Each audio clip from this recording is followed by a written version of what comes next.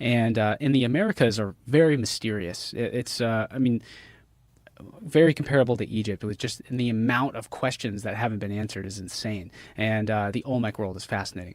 And so, there's you know, Graham in Fingerprints of the Gods, he talks about how the Olmecs, he thought that they may have like African features, and of course that was 1995, and so I don't know, 2015, you guys are talking, and he's like, well, I published that then, but DNA research has come out that says that these people don't have African DNA in them, and that maybe this is Polynesian, maybe this is Australasian people intermixing, and that's why they have this unique look, whatever.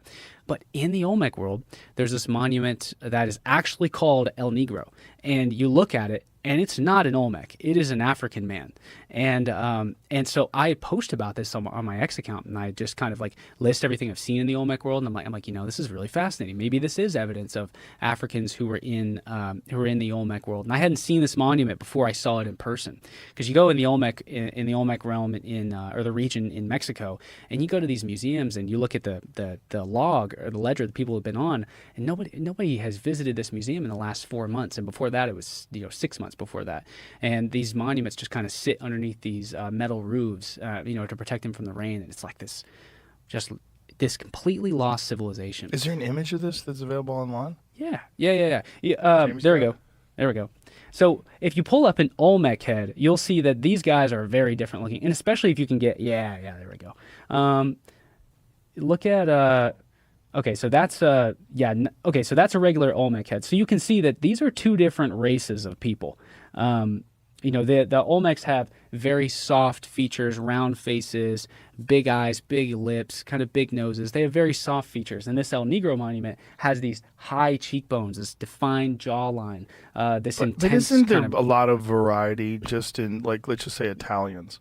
There's a lot of variety. Absolutely. So couldn't this just be someone who's on a spectrum of features that, I don't think it's that much different than you don't the think Olmecs. So? Well, no, when I'm looking at it, I could imagine, like, I said, just, my nationality, Italian. So there's Italians with very thin faces, and there's these big thick ones, and people vary quite a bit. There's enough similarities that I could say, those could be the same people. Well, the only counter I give to that is when you visit the Olmec realm, you see a lot more than just the heads. You see a lot of Olmec faces, dozens and dozens and dozens of them, maybe well over 100. And when you've seen them all, and you kind of get a gist of like the way they generally look, this guy will really stand out. Like I took a group of students there, and we all, as soon as we all came in and saw it, based on everything we'd been seeing for the past week, it immediately stood out to us. Well, certainly the thick brow is unique. Well, all the other Olmec are wearing helmets, and that hair as well. It's kind of that curly hair, and or at least it looks like it to me. And so anyways, he could be Olmec. I don't, my identity is not tied up in what I think this is or is also, not. Olmec could be African, like very, very clearly. Like that one on the left easily could be an African man. Which one? This guy right here? This one, the one next to the white one, to the left of that. Right there. It easily could be an African man. It certainly does look that way.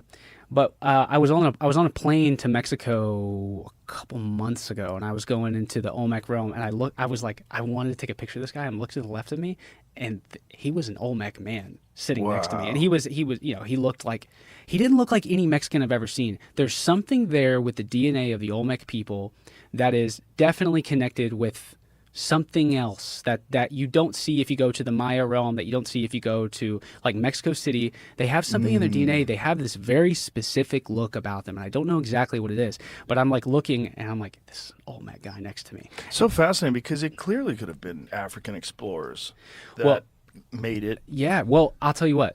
Could we look up look up the Traveler Olmec monument, if you would, please, Jamie.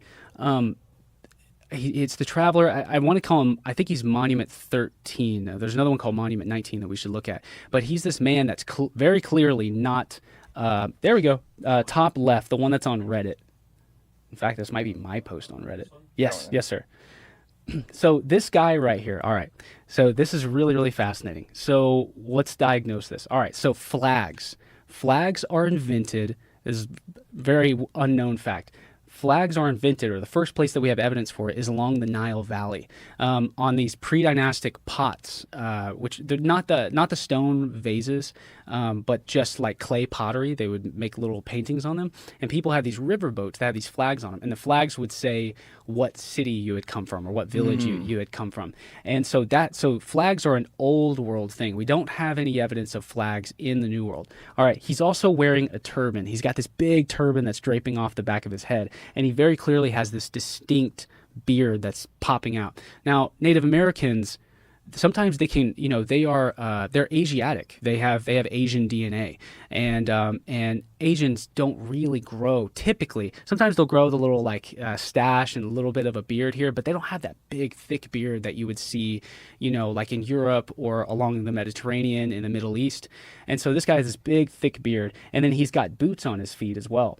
And we think that these are these glyphs that you see to his left and right. These are really, really early Olmec glyphs, and they interpret that foot to the left as saying that he came from somewhere. He was a traveler. And so the thought here is, so this is around 900 BC, give or take a little bit. They really have no idea when these are made. Like, you go to all the monuments and it says made somewhere between 1500 BC and 400 BC. And they'll say 1500 BC and 400 BC. And so they really are uncertain about how old a lot of these monuments are. Make it big again, Jamie, please.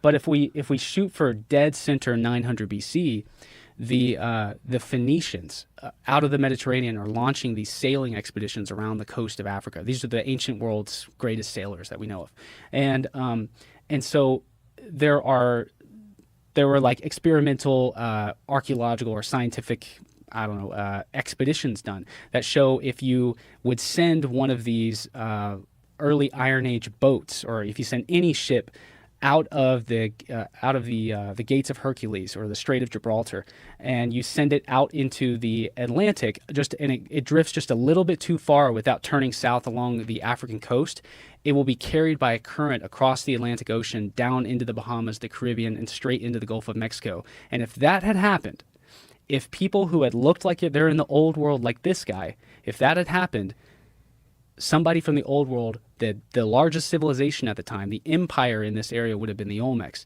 And the reason I feel so strongly about that is because we do not have flags, turbans, or boots in the ancient Americas. This guy looks nothing like a Native American, and the flag, turban, and boots are all old world features.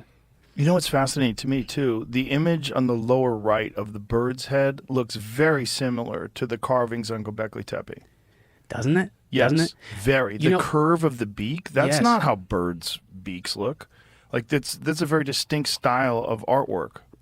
Well, and it's Did you even find the images of the birds from Göbekli Tepe? It's this raised relief art style. So people talk about it a lot with Göbekli Tepe. I mean, think about this. This is 11,600 years ago, and you have artisans and stonemasons who have been practicing for so long that now they're able to take a blank piece of stone and carve the face off to reveal the artwork from underneath it. Not carve the artwork into the stone, right, but carve the stone away and reveal this sculpture from underneath.